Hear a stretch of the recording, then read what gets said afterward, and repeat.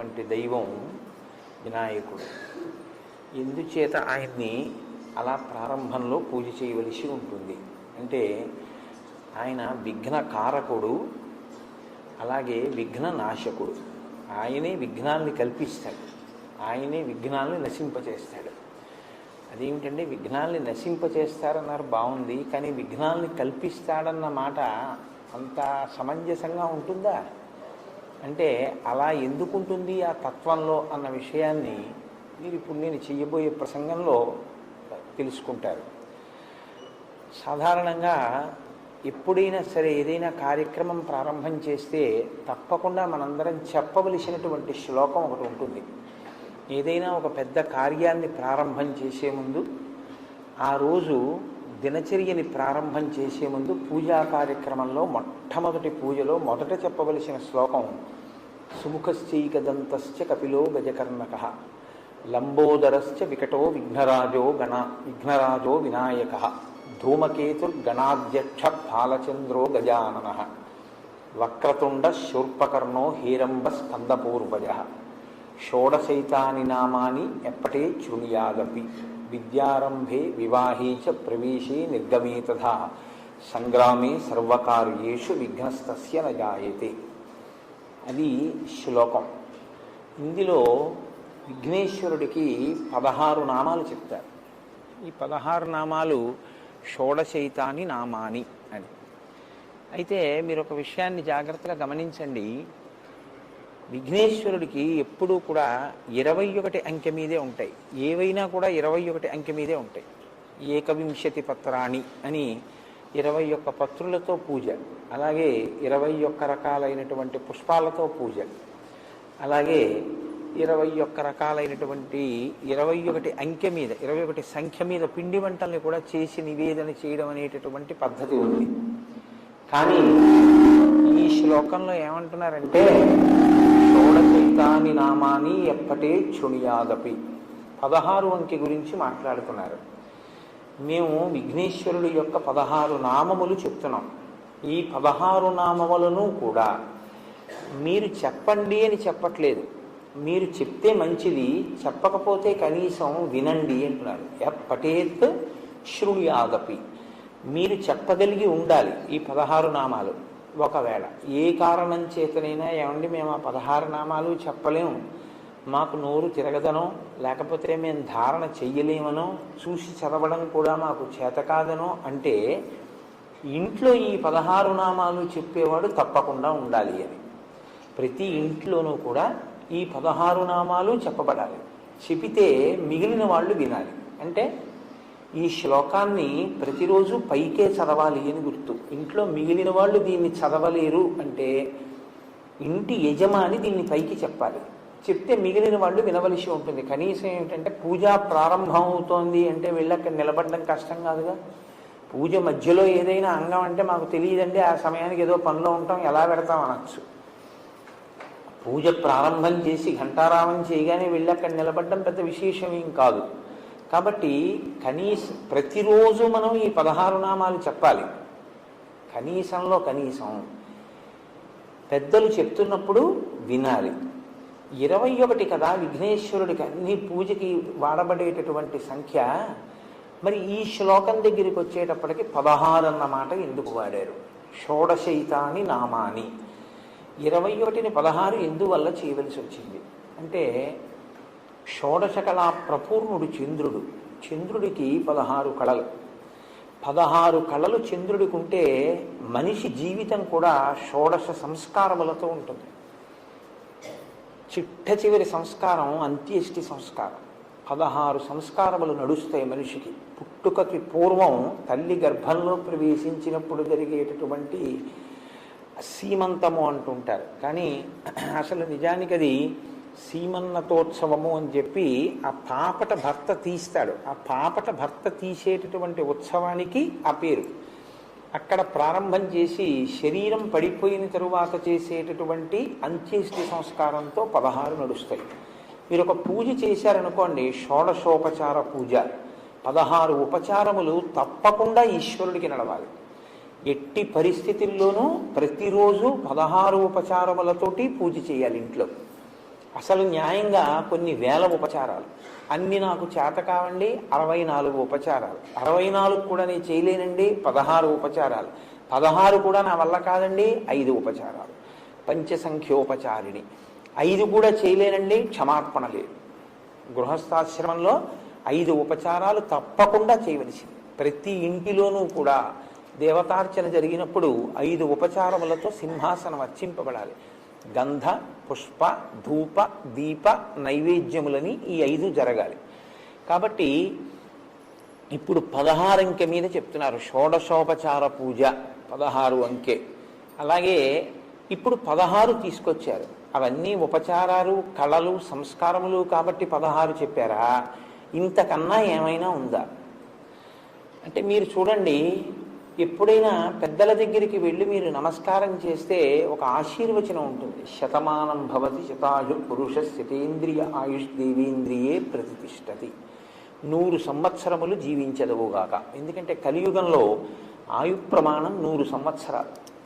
100 సంవత్సరముల పూర్ణాయుర్దాయమును పొందెదువుగాక అని ఆశీర్వచనం. కానీ యథార్థానికి మీరు ఎప్పుడైనా ఎవరికైనా అభ్యున్నతిని కోరారనుకోండి, వాళ్ళు అభివృద్ధిలోకి రావాలి అని మీరు మనస్ఫూర్తిగా కోరుకున్న వారైతే మీరేం చేయవలసి ఉంటుందంటే వీరికి 16 కటాక్షింపబడుగాక అని కోరుకోవాలి. ఏమిటా 16? మీరు చాలా జాగ్రత్తగా జ్ఞాపకం పెట్టుకోండి. ఇది మీరు సంకల్పం చేస్తారు. అసలు యథార్థానికైతే గురువు ఏం చేస్తారో తెలుసా అండి? ఎదురుగుండా చేసే ఆశీర్వచనం కాదు. తాను భగవదర్చన చేసినప్పుడు, తన సింహాసనాన్ని అర్చన చేసినప్పుడు ఈశ్వరుణ్ణి అడుగుతాడు, ఈ 16 ఫలానా వారికి కృప చెయ్యి సర్వేశ్వర అని అడుగుతాడు. గురువుగారి యొక్క భక్తి చేత, ఆయన చేత అర్చింపబడిన పరమేశ్వరుడు ఆయన ఎవరి కొరకు సంకల్పం చేశారో వారికి ఆ అభ్యున్నతిని ఇస్తాడు. ఇవి 16 అడుగుతారు. ఈ 16 ధర్మ అర్థ కామ మోక్ష భక్తి జ్ఞాన వైరాగ్యములు. ఇక్కడికి 7. దీర్ఘాయుర్దాయంతో పాటుగా రోగాలు లేనటువంటి ఆరోగ్యంతో కూడినటువంటి జీవితం, సంపద కలిగి ఉండడం, సంపద అభివృద్ధి చెందడం, అభివృద్ధి చెందినది స్థిరత్వాన్ని పొందడం, దీనితో పాటు ఆ యజమాని వీర్యమును పొంది ఉండడం, అంటే కదిలిపోకుండా ఉండగలిగినటువంటి స్థితి, విజయాన్ని పొందడం, తలపెట్టిన కార్యాలు విజయవంతం అవుతూ ఉండడం, పుత్రపౌత్రాభివృద్ధిని చూడగలగడం, అంటే కొడుకుల్ని మనవల్ని కూడా చూడాలి. కాబట్టి 3 తరాలు చూస్తాడు. పుత్రపౌత్రాభివృద్ధిని అంటే ప్రపౌత్రులతో చూడగలగడం, తన కులదేవత ఎవరో, సింహాసనంలో కులదేవత ఉంటారు, పరంపరాగతంగా వస్తూ ఉంటారు, ఆయనే అన్నీని చూడాలి. మీరు కులదేవతని మార్చే అధికారం మీకు ఉండదు.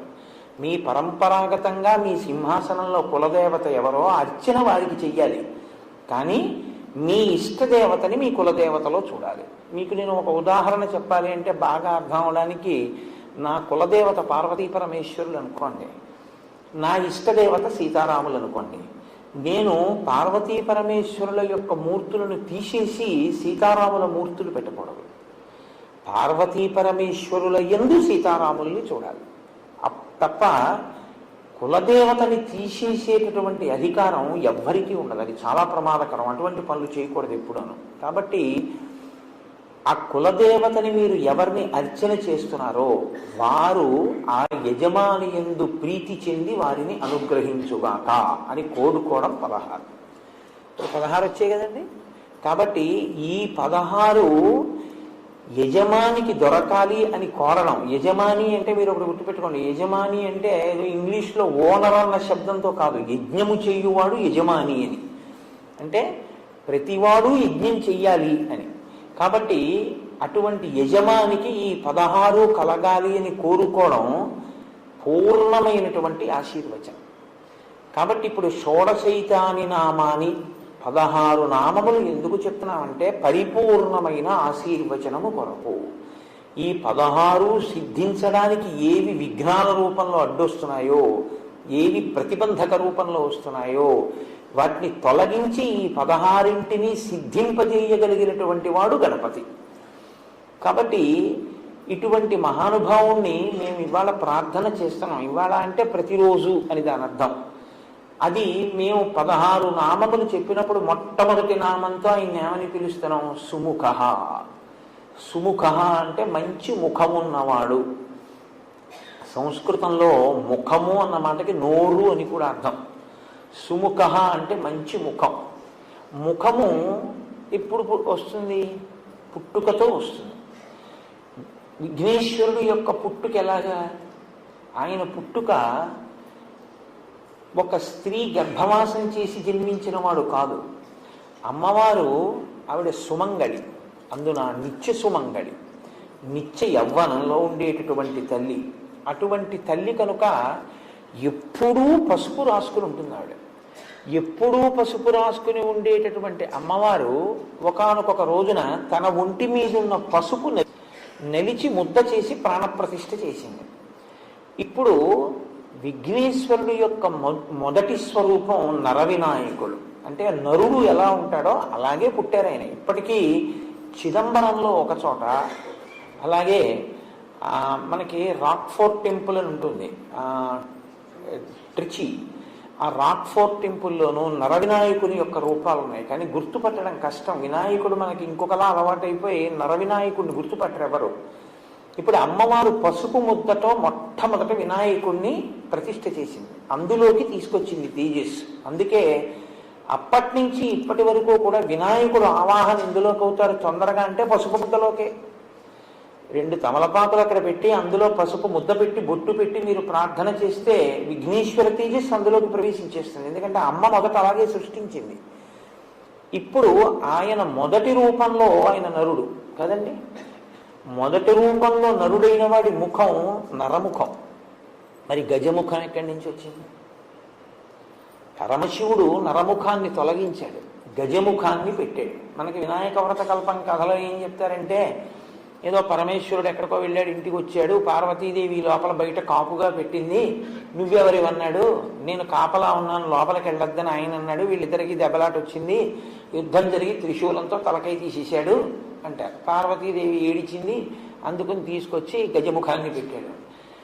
అలాగ కథల్ని మీరు అలాగే చెప్పేస్తే పిల్లలకి వాళ్ళకి ఏమవుతుందంటే ఏదో భక్తికి నమస్కారం చేస్తారు కానీ వాళ్ళకి అనుమానం ఉండిపోతుంది. మీరేమో మంత్రపుష్పంలో ఈశాన సర్వ విద్యానాం ఈశ్వర సర్వభూతానాం బ్రహ్మాధిపతి బ్రహ్మణోధిపతి బ్రహ్మ శివో మే అస్తు సదాశివోం అని సమస్త విద్యలకు ఆలవాలం పరమశివుడని చెప్పి తన ఇంటి ముందు తన భార్య ఒంటి మీదున్న పసుపు తీసి ముద్ద చేసి ప్రాణప్రతిష్ఠ చేసి సృజించిన స్వరూపం తన కుమారుడే ఎదురుగుండా ఉన్నవాడని తెలుసుకోలేనటువంటి వాడు పరమశివుడే. దెబ్బలాట పెట్టుకుని పిల్లాడి తలకాయ తీసేస్తాడా? ఏమిటన్నా కథ? అది కాదు దాని అర్థం. కొంచెం జాగ్రత్తగా మీరు అర్థం చేసుకోవాలి. గజాసురుడు అని ఒక రాక్షసుడు ఉండేవాడు. గజాసురుడు అన్న రాక్షసుడు లోకాలన్నిటినీ బాధ పెడుతున్నాడు. నువ్వు ఎలా చనిపోతావురా అంటే, నా ముఖం ఉన్నవాడు చంపితే నేను చచ్చిపోతానన్నాడు. కాబట్టి ఇప్పుడు ఏనుగు ముఖంతో పిల్లవాడు రావాలి. నిన్న నరసింహ స్వరూపంతో పైన సింహం కింద మనుష్య శరీరం ఉండి నరసింహస్వామి ఎలా వచ్చారో అలా ఏనుగు ముఖం కింద నరుడి యొక్క శరీరంతో ఒక స్వరూపం రావాలి. కాబట్టి పరమశివుడు ఏమనుకున్నాడంటే, అమ్మవారి ఒంటి మీద ఉన్న పసుపుతో తయారు చేయబడిన వాడు కాబట్టి సాక్షాత్ శక్తి సంపన్నుడు. ఇటువంటి పిల్లవాడికి ఏనుగు ముఖం ఉంచితే గజాసుర సంహారం జరుగుతుంది. అందుకని ఆయన ఆ తలకాయని తొలగించి ఉత్తరాభిముఖంగా అమంగళకరంగా తల పెట్టుకుని నిద్రపోతున్న ఏనుగు ఎక్కడైనా ఉంటే దాని తల తెంచి తీసుకురామన్నాడు. అది కైలాస పర్వత సానువుల్లో పడుకునుంది ఒక ఏనుగలాగా. దాని తల కోసి తీసుకొచ్చారు. అప్పుడు ఆ తల ఈ పిల్లవాడికి పెట్టి ప్రాణప్రతిష్ఠ చేశారు. చేస్తే ప్రాణప్రతిష్ఠ అంటే జీవం పోశారు. ఇప్పుడు ఆ పిల్లవాడికి ఏనుగు ముఖం వచ్చింది. ఇప్పుడు ఏనుగు ముఖంతో ఉన్న పిల్లవాడు గజాసుర సంహారం చేశాడు. గజాసుర సంహారం చేశాడు కాబట్టి మీరు నేను సంతోషంగా ఉండగలుగుతున్నాం. ఇప్పుడు అంత ప్రమాదకరమైన వ్యక్తి ఆ గజాసురుడు. కాబట్టి సుముఖ, మంచి ముఖం ఉన్నవాడు అంటే ఏమిటి దాని అర్థం? ఆయన ఆ ముఖాన్ని లోకం కోసం ఉంచుకుని గజాసుర సంహారం చేసి మిమ్మల్ని నన్ను రక్షించినటువంటి వాడు. కాబట్టి అసలు ఆ ముఖం ఉంచుకోవడమే మన కొరకు తప్ప, లేకపోతే అసలు ఆయన ముఖం అది కానీ కాదు. మనందరిలాగే ఆయన నరముఖంతో చాలా అందంగా కూర్చుని ఉండేవాడు. ఆయన ఏనుగు ముఖం పెట్టుకున్నాడు అంటే మన కోసం తన తల తీయించుకుని ఏనుగు తలకాయని పెట్టుకున్నవాడు. లోకం కోసం ఇంత గొప్ప పరిశ్రమ చేసిన వాడి ముఖం కన్నా సుముఖం ఇంకేముంటుంది? కాబట్టి సుముఖ కాదు. సుముఖ అన్న మాటకు అర్థం ఏమిటంటే అందంగా ఉన్న ముఖం సుముఖం కాదు. ఏ ముఖము ప్రేమని కలిగి ఉంటుందో, ఏ ముఖము ప్రసన్నమై ఉంటుందో, ఏ ముఖము సంతోషముతో ఉంటుందో దానికి సుముఖమని పేరు. కొంచెం జాగ్రత్తగా పట్టుకున్నారో లేదో. ప్రేమని కలిగి ఉండాలి, సంతోషంతో ఉండాలి, ప్రసన్నంగా ఉండాలి. శుక్లాంబరధరం విష్ణుం శశివర్ణం చతుర్భుజం ప్రసన్నవదనం ధ్యాయేత్. ఆయన ప్రేమ కలిగి ఉంటాడు. ఎందుకని? అమ్మ అందం మనం ఎప్పుడైనా చూస్తామా? మా అమ్మగారు అంత అందంగా ఉండరండి అని లోకంలో ఏ నీచుడైనా అంటాడా? అమ్మ అందం అంటే ఏమిటి? అమ్మతనమే అందం. మా అమ్మ సౌందర్యం కన్నా లోకంలో ఎక్కడా ఉండదు. సౌందర్యము అన్న మాటకు అర్థం కాలగతిలో నశించిపోయేటటువంటి బాహ్యమైనటువంటి అందం కాదు. ఆవిడ పెద్దదవుతూ నేను పెద్దవాడిని అవుతుంటే ఆవిడ ప్రేమంతా నా మీదే పెట్టుకుని ఆవిడ చచ్చిపోయేటప్పుడు కూడా ఒరే నీ ఒళ్ళో తల పెట్టుకు చచ్చిపోతాను రా అని అడిగింది. అటువంటి తల్లి ఉందే, అది సౌందర్యం. మనని ప్రేమించగలిగినటువంటి రూపం, మన కోసం ఏదైనా చెయ్యగలిగినటువంటి స్థితి ప్రేమ. అది ముఖమునందు అభివ్యక్తమవుతుంది. ఇప్పుడు నవరసాలు కళ్ళే చెప్తాయి. మిగిలిన అన్ని రసాలని శరీరంలో ఏ అవయవం చెప్పలేదు. వీరరసం ఉందనుకోండి కళ్ళు చెప్తాయి, ముక్కు చెప్పలేదు. ఉద్వేగం ఉందనుకోండి ముక్కుతో ఊపిరి ఇలా ఇలా అనొచ్చు. కానీ శృంగారం, వీరరసం, భయానకం, బీభత్సం, కరుణ ఏవైనా కళ్ళే చెప్తాయి. కాబట్టి సుముఖ ప్రేమ కలిగినటువంటి ముఖం ఉన్నవాడు మనందరి పట్ల ప్రేమతో ఉంటాడు, సంతోషంతో ఉంటాడు. సంతోషం ఎందుకు ఉంటుంది? ఆయన పూర్ణుడు కనుక ఆయన పొందవలసింది ఏం లేదు, ఆయన అన్నీ పొంది ఉన్నవాడు. అందుకని ఆయన నిత్య సంతోషి, ఎప్పుడూ సంతోషంగా ఉంటాడు. ఎప్పుడూ సంతోషంగా ఉన్నవాడు ఏం చేస్తుంటాడు మీరు చూడండి, చాలా ఉల్లాసంగా నడుస్తుంటాడు, చాలా హాయిగా ఉంటాడు, చేతులు కాళ్ళు ఆనందంగా కలుపుతాడు. అందుకే గణపతి నృత్య గణపతిగా ఉంటారు. లేకపోతే ఆయన పెద్ద లంబోదరంతో ఉన్నవాడు ఆయన నృత్యం చేస్తే అందంగా ఉంటుందండి. మీరు నవ్వచ్చు కానీ ఆయన సంతోషిస్తారు. పిల్లలు సంతోషిస్తే ఆయనకి చాలు. ఆయన ఎందుకు నృత్యం చేస్తాడంటే ఆయన సంతోషం ఉన్నవాడు. సంతోషం ఉన్నవాడు కాబట్టి నర్తించగలడు. ఎప్పుడు ఏడిచేవాడు ఏం నర్తిస్తాడు? వాడు ఏడుస్తూ కూర్చుని ఉంటారు, వాడికి సంతోషమే లేదు, ఇంకా భావప్రకటన ఎక్కడ ఉంటుంది? కాబట్టి ఆయన సంతోషం ఉన్నవాడు, ఆయన ప్రేమ కలిగినటువంటి వాడు, ఆయన ప్రసన్నంగా ఉండేవాడు. ప్రసన్నంగా ఉంటే శాంతము లేక సౌఖ్యము లేదు సారసాదలానయన అంటారు. పిలిస్తే పలుకుతాడు, పిలిస్తే పలికి మీ కోరిక తీరుస్తాడు. ప్రసన్నంగా ఎప్పుడు వినడానికి సిద్ధంగా ఉంటారు. అగస్త్య మహర్షి శ్రీరామాయణంలో మీరు విన్నారు, వాతాపి అనబడేటటువంటి వాడిని జీర్ణం చేసుకున్నారు. ఆయన జీర్ణం చేసుకునే ముందు గణపతి ప్రార్థన చేశారు. గణపతి నువ్వు నాకు ఆ శక్తిని ఇవ్వాలి, ఈ విఘ్నం తొలగించి ఆ వాతాపిని జీర్ణం చేసుకుంటాను. ఆయన శక్తిని ఇచ్చారు. ఇస్తే వాతాపి అన్న క్షేత్రంలో కర్ణాటక రాష్ట్రంలోకి వస్తుంది. అక్కడ ఆయన ప్రతిష్ఠ చేశారు. అందుకే ముత్తుస్వామి దీక్షితుల వారు వాతాపి గణపతిం భజే అంటారు. ఆ వాతాపిలో ఉండేటటువంటి గణపతిని నేను భజించుచున్నాను అని. కాబట్టి ఆయన ప్రసన్నమైనటువంటి వాడు. కాబట్టి సుముఖ, మంచి ముఖం ఉన్నవాడు కాదు. సుముఖ అంటే ఇంకో అర్థం ఏమిటో తెలుసా అండి? ఏ ముఖాన్ని మీరు చూస్తే మీకు లక్ష్మీ కటాక్షం కలుగుతుందో ఆ ముఖం సుముఖం. లక్ష్మీ కటాక్షం అంటే ఏంటి? సంకల్ప సిద్ధి. మీరు అనుకున్నది జరగడం, మీకు జరిగినది మీరు అనుభవించడానికి లక్ష్మీ కటాక్షం అని పేరు. చాలా జాగ్రత్తగా పట్టుకోవాలి మీరు. అది మీకు ఉండడం, మీరు అనుకున్నది జరగడం లక్ష్మీ కటాక్షం కాదు. మీరు అనుకున్నది జరిగి దాన్ని మీరు అనుభవించగలిగితేనే లక్ష్మీ కటాక్షం. ఒక ఆయనకి ఒంట్లో బోలెడంత బలం ఉందండి, గొప్ప బలవంతుడు. కానీ ఆయన ఎక్కడికి వెళ్ళడు. ఎందుకు వెళ్ళడంటారేమో, నేను విడితే కాలు జారి పడిపోతానేమో అంటాడు. నేను విడితే ఎందుకు అనవసరం అవన్నీ అంటాడు. మరి ఏం చేస్తాడు? చక్కటి బలవర్ధకమైన ఆహారం వండించు తింటాడు. పొద్దున్నే లేచి సాముగరిడి చేస్తాడు. వ్యాయామం తప్పు కాదు, శరీరాన్ని నిలబెట్టుకోవాలి. మంచి వ్యాయామం చేస్తాడు, తింటాడు, పడుకుంటాడు, కూర్చుంటాడు, అంతే. ఇంకెందుకు పనికిరాదు. ఆ బలం ఏం చేస్తుంటాడు? ఏమీ చేయడు. పనికొచ్చేలా ఏం ఖర్చు పెట్టాడు. ఇప్పుడు ఆయనకి బలం ఉందేమో కానీ ఆయన బలం ఉత్తమ గతుల కొరకు ఉపయోగించుకొనడు. ఇప్పుడు ఆ బలంతో 108 ప్రదక్షిణాలు చేస్తూ ఉంటానండి నేను గుడికి అన్నాడు అనుకోండి. నేను ఈశ్వరుడి పల్లకి పడతానండి, నేను దేవాలయాన్ని శుభ్రం చేస్తూ ఉంటానండి వెళ్ళి. వారంలో ఒక రోజు నేను వెళ్ళి గుడిని శుభ్రం చేస్తాను. నాకు కాకినాడలో విశ్వేశ్వర స్వామి వారి దేవాలయం అని ఒక శివాలయం, అందులో ఏపీఎస్ఆర్టీసీలో ఒక మంచి అధికారి ఆయన ఏం చేస్తుంటారంటే తెల్లవారుజామున వచ్చి చీపురు పట్టుకొచ్చి గుడెంతా తుడిచేస్తారు. ఆయన ఇంకేం వ్యాయామం చేయరు. ఆయన వ్యాయామం ఏమిటంటే పొద్దున్నే ఔపచారిక స్నానం కింద ఒంటి మీద నీళ్లు పోసుకుని చీపురు చాట అవి పట్టుకొని వస్తారు. వచ్చి మొత్తం గుడెంతా తుడిచేస్తారు. ఆయన గుడెంతా తుడిచేసి వెళ్ళిపోతారు. నాకు కాకినాడ పట్టణంలో ఇలా సేవ చేసేవాళ్ళు చాలామంది తెలుసు. చాలా దేవాలయాల్లో చాలామంది చేస్తుంటారు. ఎన్ని పేర్లు నేను చెప్పను. చాలా గొప్ప విషయం అది. కేవలం వ్యాయామం కాకుండా దేవాలయానికి వెళ్ళి దేవాలయంలో సేవ చేసి వస్తుంటారు. ఒళ్ళంతా చెమట పడుతుంది. వ్యాయామానికి వ్యాయామం, ఈశ్వర సేవ, ఈశ్వర సేవగా వ్యాయామం తప్ప శరీరాన్ని నిలబెట్టుకోవడానికి వ్యాయామంగా వాళ్ళు చేయరు. అది ఒక గొప్ప స్థితి. అంటే ఉన్నదాన్ని అనుభవించగలగడం. ఇంట్లో పదార్థం ఉంది, తను తినగలగాలి, ఆరోగ్యం ఉండాలి కదా. అందుకే కదా 16లో ఆరోగ్యం వచ్చింది. అప్పుడు అది లక్ష్మీ కటాక్షం కింద మారుతుంది. ఈ లక్ష్మీ కటాక్షాన్ని ఇంట్లో కృప చెయ్యగలిగినటువంటి రూపం మీరు ఇలా చూస్తే చాలు. మీకు ఇవ్వగలిగినటువంటి రూపం వినాయక స్వరూపం. ఎందుకో తెలుసా అండి?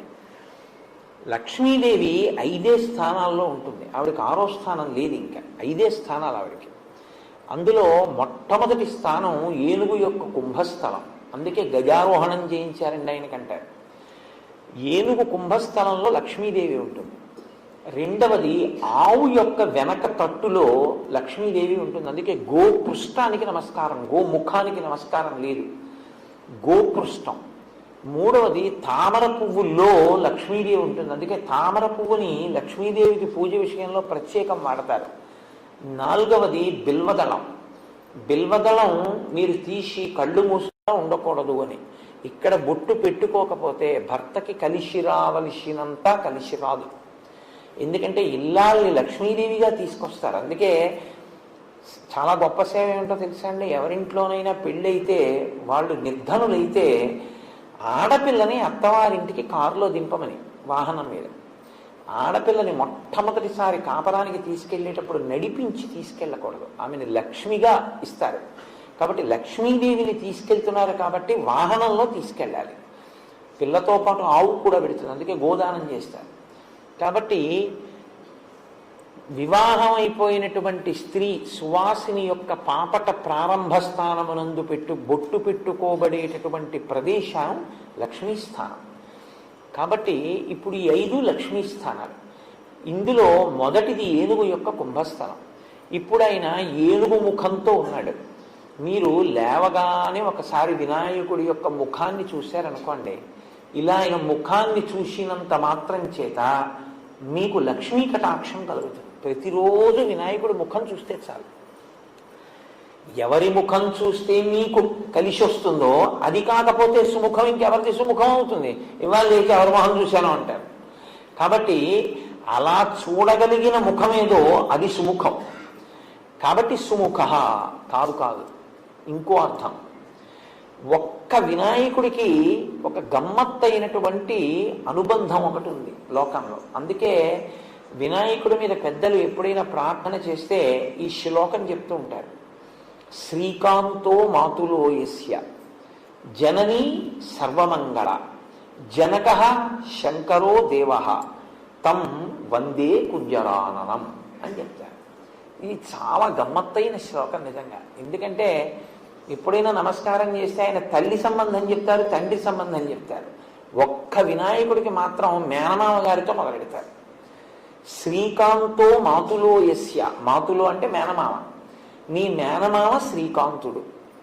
శ్రీకాంతుడు అంటే శ్రీ అంటే లక్ష్మీదేవి యొక్క భర్త, నీకు మేనమామ. కాబట్టి ఇప్పుడు వినాయకుడికి మేనమామ అంటే వినాయకుడి యొక్క తల్లి పార్వతి, పార్వతి యొక్క సోదరుడు విష్ణువు. ఎక్కడుంది అలాగా? అలా ఎక్కడైనా మీరు చూశారా?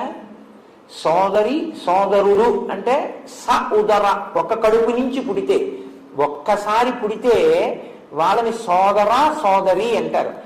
నారాయణ నారాయణి వీళ్ళిద్దరూ పార్వతీదేవి విష్ణుమూర్తి అన్నా చెల్లెళ్ళుగా పుట్టినట్టు మీరు ఎక్కడన్నా చదివారా? మరి ఎలా చెప్తున్నారు ఈ శ్లోకం? మేనమామని పుట్టారు వాళ్ళిద్దరూ అన్నా చెల్లెళ్ళు. అసలు ఇంకా యథార్థం మాట్లాడితే స్త్రీ రూపంలో విష్ణు ఉంటే పార్వతీదేవి, పార్వతీదేవి పురుష రూపంలో ఉంటే విష్ణుమూర్తి. అందుకే ఇద్దరూ అలంకార ప్రియత్వం. కనుక ఇప్పుడు శ్రీకాంతో మాతులో యస్య ఎప్పుడు పుట్టారు వాళ్ళిద్దరు? ఒక్కసారి. భాగవతంలో కృష్ణ పరమాత్మ ఇక్కడ వసుదేవుడికి జన్మించినప్పుడే అక్కడ యశోదానందులకు ఆవిడ యోగమాయగా జన్మించింది. ఆవిడేమో దేవకీ వసుదేవుల దగ్గరికి వచ్చింది, ఈయనేమో నంద యశోదల దగ్గరికి వెళ్ళాడు. అక్కడ పుట్టిన ఆవిడ ఇక్కడికి వచ్చింది, ఇక్కడ పుట్టిన ఆయన అక్కడికి వెళ్ళాడు. ఇద్దరికీ ఒక్కరే తల్లిదండ్రులు నంద యశోదలు. కాబట్టి వాళ్ళిద్దరూ అన్నా చెల్లెళ్ళు. భాగవతంలో ఏమి తత్వంలో వాళ్ళిద్దరూ అన్నా చెల్లెళ్ళు. అందుకే మిగిలిన పేర్లు భార్యాభర్తృ సంబంధం చెప్తాయి. రుద్ర రుద్రాణి అంటే రుద్రుడు రుద్రాణి భార్యాభర్తలు, శివ శివాని భార్యాభర్తలు, భవ భవాని భార్యాభర్తలు, నారాయణ నారాయణి భార్యాభర్తలు గారు అన్నా చెల్లెళ్ళు. నారాయణ నారాయణి అన్నా చెల్లెళ్ళు అయితే ఇప్పుడు వైష్ణవము శైవము బంధుత్వం వచ్చింది. ఈ బంధుత్వంలో వినాయకుడికి మేనమామ విష్ణుమూర్తి, నీ మేనమామ విష్ణుమూర్తి, మేనమామల ముద్దు నీలైన ముద్దు. కాబట్టి ఇప్పుడు వినాయకుడికి నమస్కారం పెడితే విష్ణుమూర్తి ప్రీతి చెందుతాడు, ఎందుకంటే మా మేనల్ని పూజ చేస్తున్నాడు వీడని. అత్తయ్యో లక్ష్మీదేవి. శ్లోకం దేంతో మొదలైంది? మంగళప్రదమైన శ్రీకారంతో మొదలైంది. శ్రీకాంతో మాతులో యస్య, విష్ణువు అనుగ్రహం కావాలంటే వినాయకుడికి నమస్కారం పెట్టాలి. జనని సర్వమంగళ, ఆ తల్లి ఎవరు? ఆవిడ సర్వమంగళ, అన్ని మంగళములే చేస్తుంది ఆవిడ. అసలు ఆవిడే మంగళసూత్ర రూపంలో ఉంటుంది. అందుకే సర్వమంగళారాధన చేస్తే కానీ మంగళసూత్రం కట్టరుగా. కాబట్టి ఆవిడ లోకములన్నిటిలోనూ కూడా మంగళములకు మంగళం ఆ తల్లే, సర్వమంగళస్వరూపం. నీ తల్లో సర్వమంగళ, నీ తండ్రో జనక శంకరో దేవో శంకరోతీతి శంకర. శుభములను చేయువాడెవరో ఆయన శంకరుడు. శుభములను చేసేటటువంటి శంకరుడు నీకు తండ్రి. తమ్ వందే కుంజరాననం, ఓ ఏనుగు ముఖం ఉన్నవాడా నీకు నమస్కారం. నీ ముఖం చూస్తే ఏమైంది? నమస్కారం పెడితే లక్ష్మీ కటాక్షం వచ్చింది. ఇప్పుడు ఆయనతో అనుబంధాలు ఉన్న వాళ్ళందరూ ఏం చేస్తున్నారు? మేలే చేస్తున్నారు. శ్రీకాంతో లక్ష్మీ భర్త, సర్వమంగళ మంగళసూత్రాన్ని కాపాడుతుంది, ఎప్పుడు మంగళాలిస్తుంది. శంకరో, ఆయన ఎప్పుడు శంకరోతి, ఆయన శుభాలు చేస్తుంటాడు. నువ్వు అసలు చూస్తే శోభిస్తావు, పూజ్యరానన. కాబట్టి ఇప్పుడు సుముఖ, నీకన్నా మంచి ముఖం ఉన్నవాడు ఎవరయ్యా? కాబట్టి సుముఖ కాదు, ఇంకో అర్థం. ఒక్క నామానికి ఎన్ని అర్థాలంటే ఎప్పటికి పోతాయి? 16 నామాలు. సరే, ఏదో ఎంతవరకు జరిగితే అంతవరకు. వీలైతే 16 ఏదో అలా ఒకసారి విహంగ వీక్షణం చేసేస్తాను ఆఖరణ. సుముఖ అంటే ఎప్పుడూ మాట్లాడకూడదు, అదే పనిగా మాట్లాడుతూ ఉండడం తప్పు. భూపసభాంతరాలముల పుష్కల వాక్చతురత్వము, ఆజి బాహాపటు శక్తియున్ ఇషమునందనురక్తియు, ప్రకృతి సిద్ధ గుణంబులు సజ్జనాళికిన్. ఆయన్ని మామూలుగా మీరు ఎప్పుడన్నా చూస్తే ఏమిటండి ఆయన ఏంటంటే ఆయనకేం తెలుస్తుందండి అలా ఉన్నాడు అనుకుంటారు. ఆయన సభలోకి వచ్చి కూర్చున్నాడు అనుకోండి, శారద నాలుక మీద నర్తిస్తుంది. అలా సభలో మాట్లాడగలగాలి. బయట అవసరం లేదనుకుంటే రూపాయిని ఎంత జాగ్రత్తగా ఖర్చు పెడతారో అంతకన్నా జాగ్రత్తగా మాట ఖర్చు పెట్టాలి. అవసరం లేదనుకుంటే మౌనంగా ఉండాలి. ఇది తెలిసి ఉంటే రెండు సాధిస్తాయి. మీరు ఎక్కడ మాట్లాడాలో అక్కడ మాట్లాడతారు, ఎవరి దగ్గర మాట్లాడకూడదో వాళ్ళ దగ్గర మాట్లాడకుండా ఉండగలుగుతారు. లోకంలో ప్రతి ప్రాణికి కూడా నోరు పైకుంటుంది, కళ్ళు పైకుంటాయి, కంటిని రెప్పలు మూస్తాయి, నోటిని పళ్ళని పెదవులు మూస్తాయి. కంటిని రెప్పలు మూసిన చూపులో రెప్పకి పాత్ర లేదు. నోటిని పెదవులు మూసిన పెదవులకి భాషలోనూ మాటలోనూ భాగం ఉంది. మీరు గమనించండి, రెప్ప చూడదు, పెదవి మాట్లాడుతుంది. కొన్ని కొన్ని మాటలు పెదవుల మీదే వస్తాయి. మా మా ఉందనుకోండి, పెదవులు కలపకుండా మా అనండి. నేను చిన్నప్పుడు మా పిల్లలతోటి అమ్మ అని పెదవులు కలపకుండా అనండ్రా అంటే వాళ్ళు చాలా ప్రయత్నించి అనలేకపోయేవారు. మీరు అనండి అనేవారు వాళ్ళు చికాకు వచ్చి. ఏముందిలేనో తామలపాకు కింద పెరిగి మీద పెరిగిన అమ్మ అంటే కలవలేదుగా తామలపాకు అట్టొచ్చింది అంటే నా మీద వాళ్ళు చాలా కోపడు, మీరు అన్నీ ఇలాంటి పనులు చేస్తారన్నారు కదా. ఏదో పిల్లలతో అలా ఆటలాడుతున్నారు. సరే, అది వేరు విషయం అనుకోండి. కాబట్టి పెదవికి మాట యందు పాత్ర ఉంది. నోరు సమస్త ప్రాణులకు బయటికి ఉంటుంది, కప్పబడి ఉండదు. కానీ మీరు పెద్దలతో మాట్లాడుతున్నారు అనుకోండి, ప్రత్యేకించి గురువు గారితో మాట్లాడుతుంటే ఎప్పుడూ నోటిని ఇలాగే ఉంచి మాట్లాడకూడదు. ఎందుకంటే అలా మాట్లాడితే గబుక్కుని మీ నోటి తుంపర ఆయన మీద పడిందంటే మహాపచారం కిందకు వస్తుంది. అందుకని ఇలా పెట్టుకుని ఉండాలి, ఇలా పెట్టుకుని ఉండి మాట్లాడాలి. హనుమ ఎప్పుడు రాముడి దగ్గర ఇలా ఉంటారు, ఆజ్ఞాపాలక హనుమ అని ఎక్కువ మాట్లాడరు. లోకంలో ఎప్పుడు నోటి మీద చెయ్యి వేసుకుని ఉండే ప్రాణి ఏదో తెలుసా అండి? ఒక్క ఏనుగి. ఎందుకని? ఏనుగు తొండానికి కర్రము అని పేరు, చెయ్యి. ఒక్క ఏనుగు నోరు మాత్రం పైకి కనపడదు, నోటి మీద చెయ్యి అడ్డుంటుంది, ఇలాగ తొండం అడ్డుంటుంది. అంటే నోటికి చెయ్యి అడ్డు పెట్టుకుని అత్యంత వినయంతో మాట్లాడవలసిన చోట మాట్లాడతాడు. ఎప్పుడు నోటికి చెయ్యి అడ్డు పెట్టుకుని మౌనంగా ఉంటాడు. ఆయన కన్నా అంత గొప్ప ముఖంతో ఉండి, అంత విద్వాంసుడిగా, అంత మంచి ప్రవర్తన కలిగిన ముఖంతో ఉన్నవాడు లోకంలో ఇంకెవరున్నారు? ఆ ముఖంతో మనకు అంత నేర్పుతున్నాడు. కాబట్టి సుముఖ, ఎప్పుడూ మాట్లాడుతూ ఉండకు, మౌనం కూడా నేర్చుకో అని చెప్పడానికి ముఖమునకు చెయ్యి అడ్డు పెట్టుకున్నవాడు. అంటే నోటికి తొండం అడ్డు ఉంటుంది కాబట్టి సుముఖ. ఇన్ని అర్థాలు పెట్టారండి. సరే, అక్కడతో వదిలిపెట్టేశాను. ఇంకా సుముఖ ఏకదంతశ్చ, సుముఖశ్చైకదంతశ్చ అని కలిసిపోతుంది శ్లోకంలో. ఏకదంత అంటే ఒక్క దంతమే ఉన్నవాడు. ఏనుగుకి చాలా అందమైంది ఏది అంటే దాని దంతమే. దానికి రెండు దంతాలు ఉంటాయి, ఇటుక దంతం ఇటుక దంతం తొండానికి.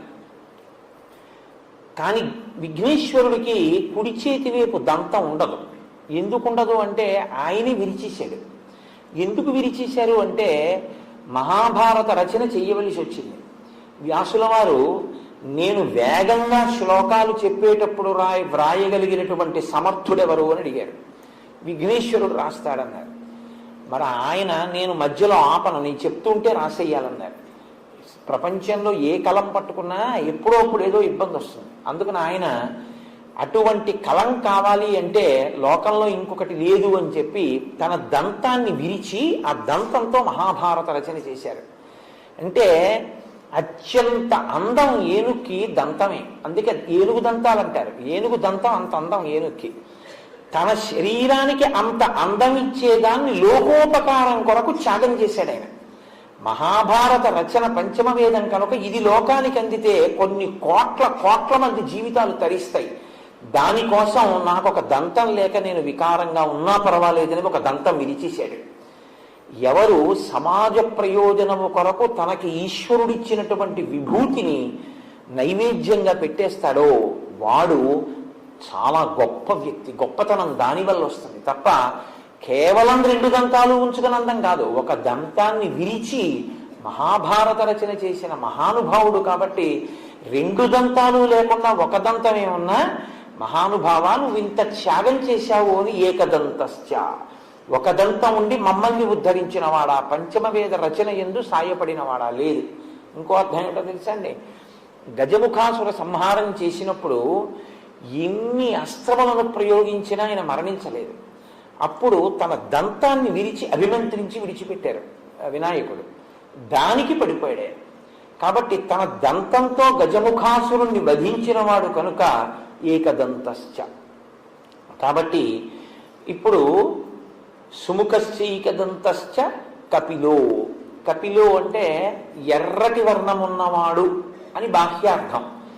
కేవలం ఎర్రటి వర్ణం ఉన్నవాడు అంటే బాగా ఎరుపు కాదు. ఎరుపు అంటే మీరు ఏదో రక్తం ఎలా ఉంటుందో మరీ ముద్ద కట్టినటువంటి ఒక ఎర్ర మందారం ఎలా ఉంటుందో అటువంటి ఎరుపు చెప్పకూడదు. నలుపు జీరతో కూడిన ఎరుపు చెప్పాలి. అంటే దాన్ని కొంచెం మీకు అర్థమయ్యేటట్టుగా అనాలంటే డల్ రెడ్ అనొచ్చు. బాగా ప్రకాశవంతంగా ఉన్న ఎరుపు కాదు, తిలకం కుంకం అటువంటిది కాదు, కొంచెం తక్కువ స్థాయిలో ప్రకాశించేటటువంటి ఎరుపు. ఇప్పుడు ఈ ఎరుపు ఎక్కడది అని అడిగారు వినాయకుడికి. ఎందుకంటే ఎప్పుడు ఆయన్ని చెప్పినా ఆయన తెల్లగా ఉన్నాడని చెప్తాం. శుక్లాంబరధరం విష్ణుం శశివర్ణం చతుర్భుజం అని, చంద్రుళ్ళ తెల్లగా ఉంటాడు అని. మరి కపిలో ఎర్రటి రంగున్నవాడు అని ఎక్కడి నుంచి వచ్చింది ఆయనకి అంటే, ఆయన ఒక మహారణ్యంలో గజముఖాసుర సంహారం చేసినప్పుడు, ఆ గజముఖుడితో పోరాడి ఆయన్ని సంహరించినప్పుడు నరసింహస్వామి వారు హిరణ్యకశిపుడి యొక్క రక్తంతో ఎలా తడిశారో అలా ఆయన కూడా నెత్తుటితో తడిశారు. ఆ నెత్తుటితో తడిసినప్పుడు తెలుపు మీద వచ్చి పడ్డ ఎరుపు వల్ల ఏర్పడినటువంటి మందాయిన ఎరుపు రంగుతో ప్రకాశించినటువంటి స్వరూపం కపిలః. లోకం కోసం అటువంటి కాంతి పొందినవాడు కాదు. ఆ కపిల రూపం లోకానికో ధర్మాన్ని నేర్పింది. ఏమిటో తెలుసా అండి, ఈశ్వరుడికి కర్మయందు దోషమేమి ఉండదు. ఆయన లోకం కోసం ఒక కర్మ చేస్తాడు తప్ప పాంచభౌతిక శరీరంతో వచ్చి కర్మ అనుభవించడానికి వచ్చి పుణ్యపాపములనేటటువంటి కట్టుబాటుకి లొంగి చేసేవాడు కాదు. అయినా ఆయన తండ్రి గారిలాగే మర్యాదస్తుడు, పరమశివుడిలాగా. గజముఖాసుర సంహారం చేసిన తరువాత ఆయనకి బ్రహ్మహత్యా పాతకం వచ్చింది అన్నాడు. నిజంగా వస్తుందా? ఏం రాదు. కానీ లోకంలో ఒక బ్రాహ్మణ స్వరూపంతో ఉన్నవాడు రాక్షసుడైనా బ్రహ్మరాక్షసుడైనా ఆయన్ని చంపడం వల్ల తనకి దోషం వచ్చింది కాబట్టి తొలగించుకోవడానికి రావణ సంహారం చేసిన తర్వాత రామచంద్రమూర్తి రామేశ్వరంలో శివలింగ ప్రతిష్ఠ చేసినట్టు ఈయన కూడా ఒకానొక చోట గజముఖీశ్వరుడు అని పేరు కలిగినటువంటి శివలింగ ప్రతిష్ఠ చేశారు. అలా శివలింగ ప్రతిష్ఠ చేసి లోకానికి ఒక ధర్మాన్ని నేర్పారు. మహాపాతకం నశించాలి అంటే శివలింగ ప్రతిష్ఠ చేయడం వినా లోకంలో ఇంకో మార్గం లేదు అని నేర్పినటువంటి వాడు కపిల స్వరూపంతో. కాబట్టి సుముఖశ్చైకదంతశ్చ కపిలో గజకర్ణకః. గజకర్ణకః అంటే ఏనుగు యొక్క చెవులు. అదేమిటంటే ఏనుగు ముఖం ఉన్నవాడికి ఏనుగు చెవులు, కాబట్టి ఏనుగు ముఖం ఉన్నవాడికి పిల్లి చెవులు ఎందుకు ఉంటాయి? అలా ఎందుకు చెప్పడం అంటే, మీరు కొంచెం జాగ్రత్తగా గమనిస్తే లోకంలో మీరు ఏ దేవతా స్వరూపం దగ్గరికి వెళ్ళి చూడండి, వాళ్ళ చెవులు మీకు కనపడవు. ఎందుకు కనపడవో తెలుసా? మొసలి పిల్లల్లో ఉంటాయి, అందుకే మకర కుండలాలు అంటారు వాటిని. ఇలా మొసలి పిల్ల ఎలా ఉంటుందో అలా ఇంతంత ఆభరణాలు ఇలా పెట్టేసుకుంటారు. మీరు ఏ దేవతా స్వరూపం దగ్గరికి వెళ్ళండి, మకర కుండలాలని ఇక్కడ పెట్టుకోవు దేవతా స్వరూపాలు. ఈ చెవులు ఇలా కప్పేస్తాయి. కప్పేస్తే మీరు చూడండి, మీరు వచ్చి ఏదో మాట్లాడుతున్నారు అనుకోండి, నేను ఇలా పెట్టుకుని ఉన్నాను అనుకోండి, పెట్టుకుని ఉంటే మీరు ఏమంటారు? వింటున్నాడో వింటలేదో, ఏమిటో అలా ఉన్నాడు, మరి చెవులోకి వెళ్ళిందో లేదో నేను చెప్పిందని. ఏ దేవతా స్వరూపం దగ్గరికి వెళ్ళినా మీకు అనుమానం ఉంటుంది. ఒక్క వినాయకుడి దగ్గర ఉండదు. ఎందుకో తెలుసా? కప్పబడని చెవులు ఉన్నవాడు ఆయన ఒక్కడే. ఆయన చెవులకి ఎప్పుడూ ఆభరణం పెట్టరు. ఆయన చెవుల్ని మకర కుండలాలతో కప్పడం కుదరదు. ఇది గజకర్ణకః. అందుకని స్తోత్రం చేశారు. ఏనుగు ముఖమున్నవాడివే కాదు, ఏనుగు చెవులున్నవాడివి. ఎందుకో తెలుసా? మేము ఏదన్నా చెప్తే వినపడుతోంది అనడానికి నువ్వు ఒక్కడివి బాగా మాకు నమ్మకస్తుడివి. ఎందుకంటే చెవులు కప్పవు, చక్కగా కదులుతుంటాయి కూడా. అందుకని ఎప్పుడు వింటూ ఉంటావు మేము చెప్పేటటువంటివి. కాబట్టి గజకర్ణకః, అటువంటి చెవులున్నవాడా నీకో నమస్కారం. కాబట్టి చాలు, మీరు ప్రధానమైన విషయాన్ని తెలుసుకుంటుండే. లేకపోతే 16 నామాలు ఎక్కడవుతాయి? నేను ఎక్కడో ఆగిపోతుంటాను మధ్యలో, ఏదో నామం దగ్గర పరవశం వస్తున్నా నామం ఎక్కువ వెళ్ళిపోతుంటుంది. లంబోదరశ్చ, లంబోదరుడు అంటే చాలా పెద్ద కడుపున్నవాడు కాదు, వ్రేలాడుతున్న కడుపున్నవాడు. వ్రేలాడుతున్న కడుపు ఉండడం అంటే ఇలా అర్ధవృత్తాకారంగా ఇలా పెరిగినటువంటి కడుపు. ఇప్పుడు మీరు ఇలా మీకు వృత్తాకారం కనపడుతోంది అంటే దానికి ఇటు కూడా వృత్తాకారం ఉంది అనుకుంటే అదొక పూర్ణాకారంతో ఉందన్నమాట. నిండు సున్న ఎలా ఉంటుందో అలా ఉంటుంది. ఇప్పుడు ఈ లంబోదరం ఎందుకుందో తెలుసా అండి ఆయనకి? లంబోదరాన్ని కానీ మీరు చూస్తే ఆయన మీకు ఏం గుర్తొస్తుందంటే, ఆయనకి మోదకము అని ఉంటుంది. మోదకము అంటే లోపల పూర్ణం పెట్టి వండుతారే, దాన్ని మోదకం అంటారు. లేకపోతే ఉండ్రాళ్ళంటే గుండ్రంగా ఉంటాయి, లోపల కొబ్బరితో చేసినటువంటి మధుర పదార్థాన్ని కూడా ఉంచి చేస్తూ ఉంటారు బూరెలాగి. అవి ఆ మోదకాలు ఆయనకి ప్రీతి అంటారు. ఆయనకి ప్రీతి అన్నప్పుడు మీరు ఒక విషయం గుర్తుపెట్టుకోండి, మీరు లోకంలో ఈశ్వర స్వరూపాలు సాధారణంగా మీరు ఇంట పచనం చేసినవి తినవు, తీసుకోవు, దేవతలు తీసుకోరు. మీరు ఇడ్లీ నైవేద్యం, సమోసా నైవేద్యాలు ఉండవు లోకంలో, సప్తగుణ భరితమైనటువంటి పదార్థాలే నివేదన ఉంటాయి.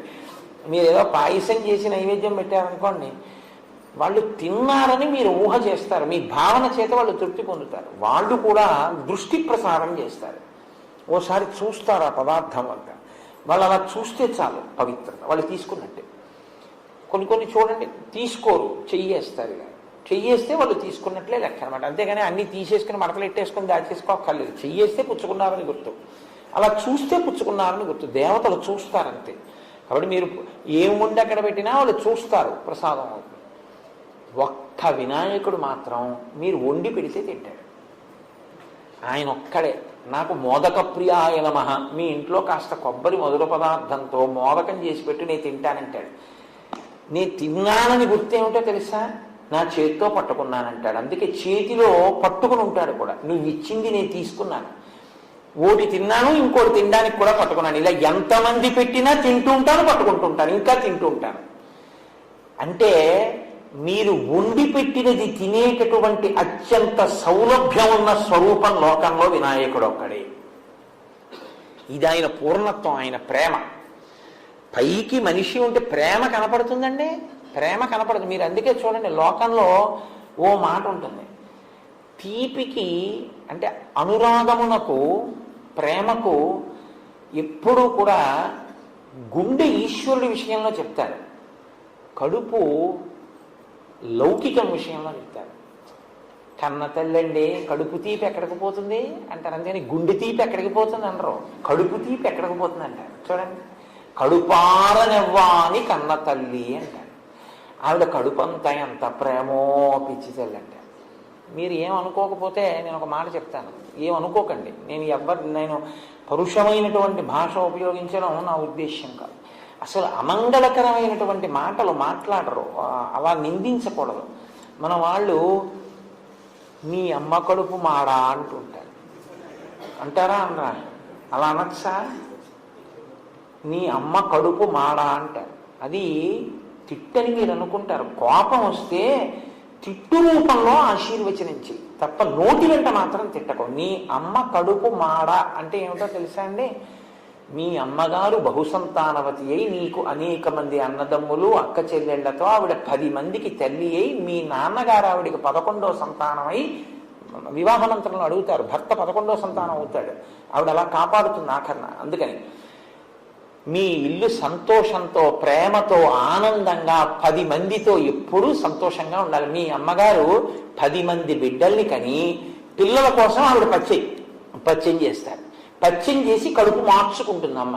పిల్లల కోసం ఎవరికో పిల్లాడికి జ్వరం వస్తుంది, మొదట ఉపవాసం ఉండేది ఎవరంటే అమ్మే. పిల్లాడికి జ్వరంగా ఉంది, 3 సోమవారాలు చేస్తానంటుంది. అమ్మ అలా చేయకపోతే ఈ శరీరాలు ఉన్నాయండి, ఇన్ని రోజులు కడుపు మార్చుకుందో ఆ తల్లి, అందువల్ల కదా ఇవాళ ఈ శరీరం నిలబడింది.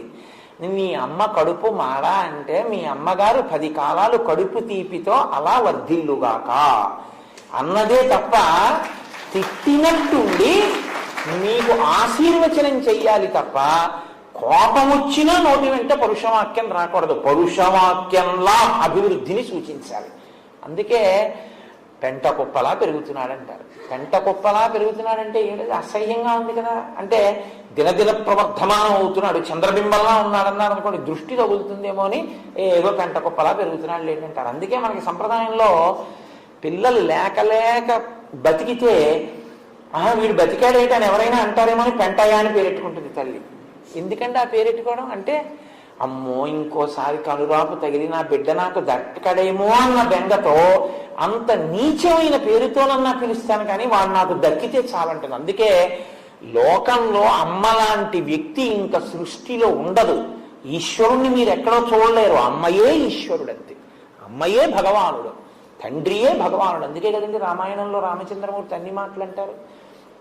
కౌసల్యా లోకభర్తారం శిశువీయం మనస్విని మమార్థం సుఖం పృచ్చ శిరసా చ అభివాదయ అంటుంది సీతమ్మ సుందరకాండలో వస్తోందిగా ఇంద్రుగాని. కాబట్టి ఆయన లంబోదరుడు అంటే ఆయన కడుపు తీపి అటువంటిది అని చెప్పడానికి మోదకంలో ఉన్న మధుర పదార్థం ఎలా ఉంటుందో ఆయన కడుపు తీపి మనందరి మీద అలా ఉంటుంది. ఆయన పూర్ణుడు. ఆయనకి నిజానికి ఆయన తినడానికి అది తింటే సంతోషం అనడానికి ఆయనకి ఏం ఉండదు. ఆయనకి నువ్వు ఇవ్వడానికి ఏం లేదు. ఎక్కడ మొదలైందో అక్కడే పూర్తయిపోతే పూర్ణం అంటారు. ఇక తుది మొదలు కనపడవు. పూర్ణమైపోయిందంటారు. పూర్ణమద పూర్ణమిదం పూర్ణాత్ పూర్ణముదచ్యతే పూర్ణస్య పూర్ణమాదాయ పూర్ణమేవావశిష్యతే. కాబట్టి ఆయన పూర్ణుడు, అన్నీ ఉన్నవాడు. అన్నీ ఉన్నవాడు, మన యందు అపారమైన ప్రేమ ఉన్నవాడు, కడుపు తీపి ఉన్నవాడు. ఇది లంబోదరుడు. సమస్త బ్రహ్మాండములు ఆయన యందే ఉన్నాయి. కాబట్టి సుముఖశ్చైకదంతశ్చ కపిలో గజకర్ణక లంబోదరశ్చ వికటో. వికటో అన్న మాటకి హాస్యస్ఫోరకమైనటువంటి పనులు చేసేటటువంటి వాడు అని ఒక అర్థం.